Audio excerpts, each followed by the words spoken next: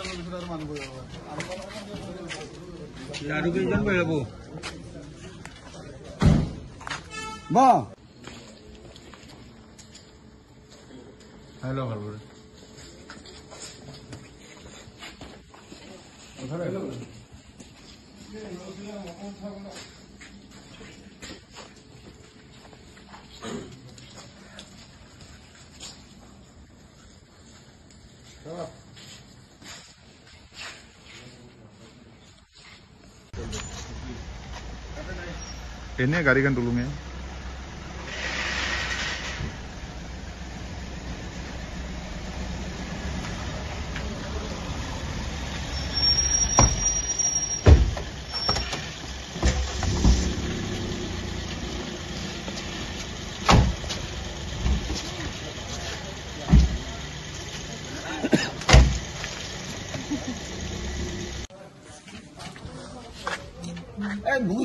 কি কৈছো তোমাক